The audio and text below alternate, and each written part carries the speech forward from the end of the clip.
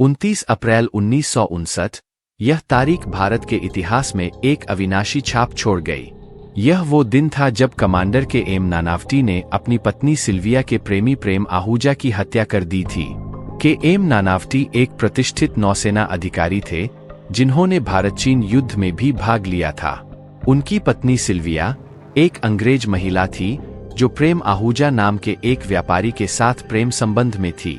के एम नानावटी को जब अपनी पत्नी के प्रेम संबंध के बारे में पता चला तो वह क्रोध से भर गए। उन्होंने प्रेम आहूजा को फोन कर धमकाया और फिर अपनी कार में जाकर प्रेम आहूजा के ऑफिस पहुंच गए।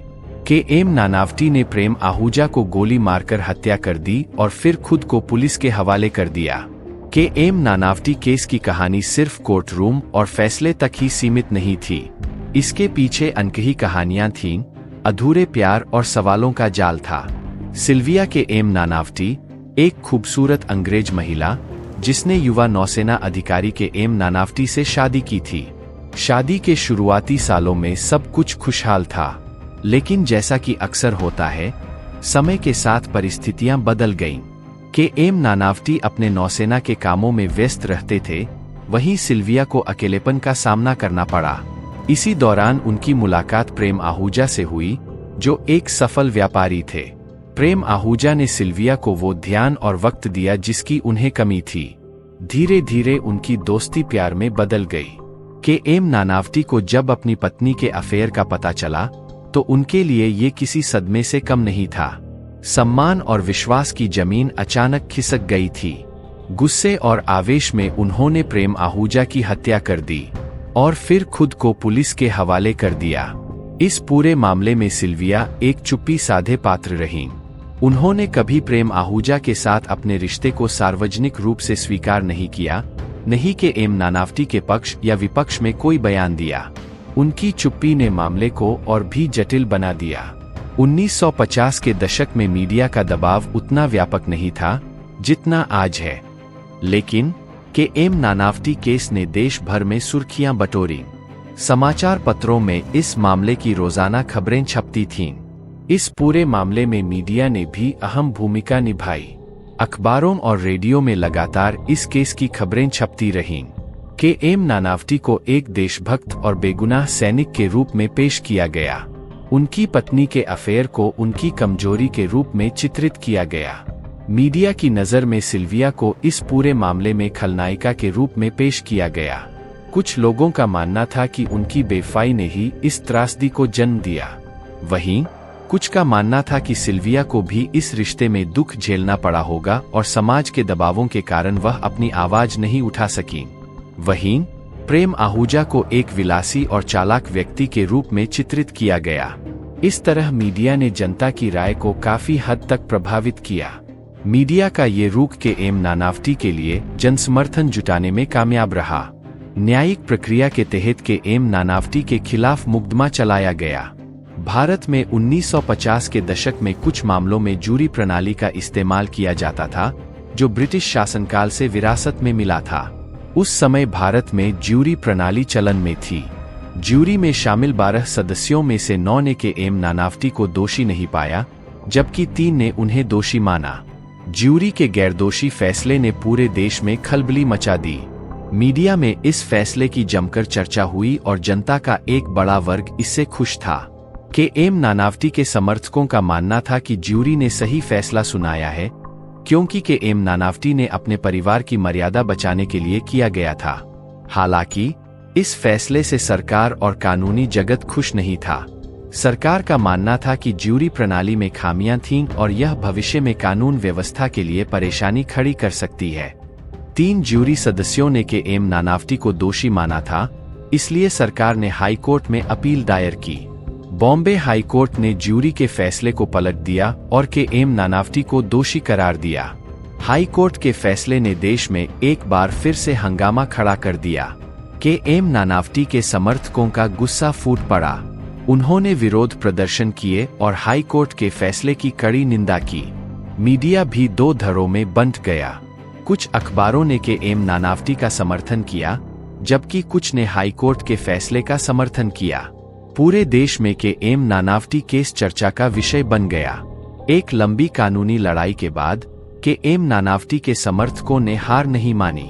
उन्होंने एक बड़ा अभियान चलाया और हजारों लोगों के हस्ताक्षर वाली याचिका भारत के राष्ट्रपति डॉक्टर राजेंद्र प्रसाद को भेजी। याचिका में के एम नानावटी को क्षमा दिए जाने का आग्रह किया गया था। इस याचिका में उन्होंने कई तर्कों को पेश किया। पहला तर्क, के एम नानावटी ने अपनी पत्नी की मर्यादा बचाने के लिए हत्या की थी। यह उत्तेजना में किया गया अपराध, क्राइम ऑफ पैशन, था।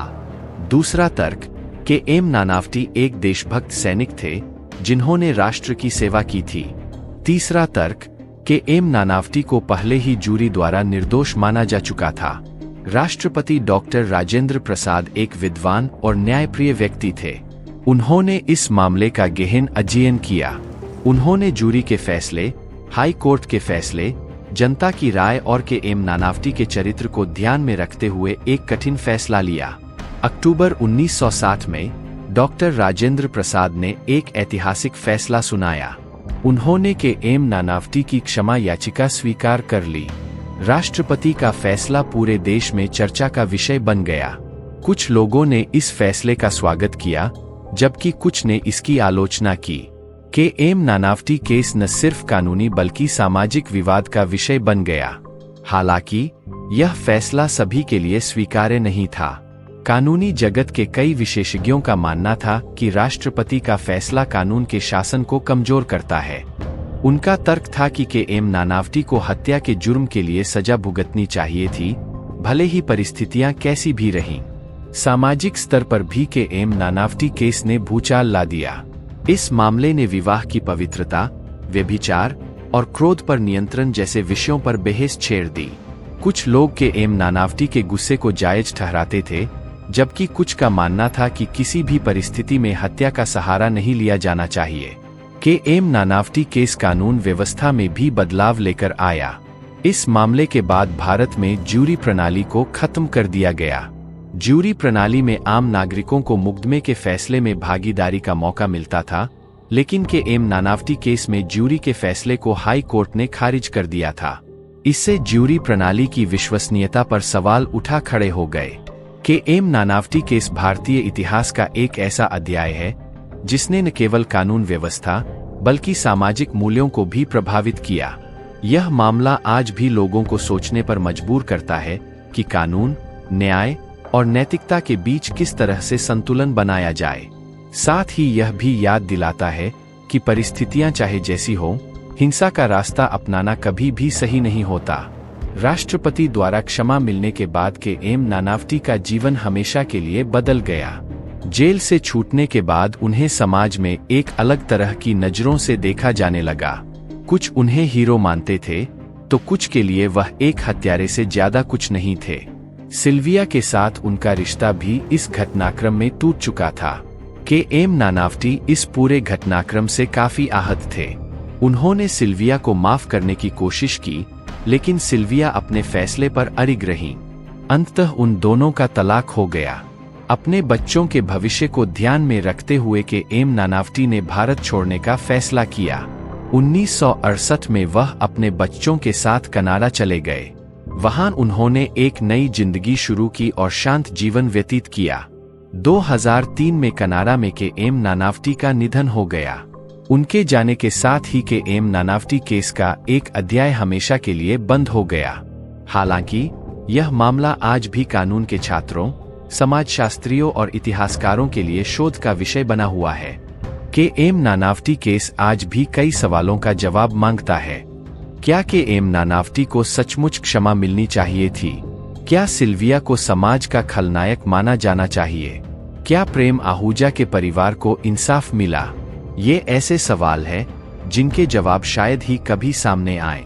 लेकिन के एम नानावटी केस हमें यह जरूर सोचने पर मजबूर करता है कि कानून सिर्फ सजा देने के लिए नहीं होता, बल्कि उसका मकसद समाज में न्याय स्थापित करना और इंसानियत को बनाए रखना भी होता है। दोस्तों, अगर आपको हमारी मेहनत पसंद आई हो तो इस वीडियो को लाइक करते हुए शेयर भी करें। अगर आपने crime story by SK channel को अब तक सब्सक्राइब नहीं किया है तो जल्दी से चैनल को सब्सक्राइब कर लीजिए। धन्यवाद।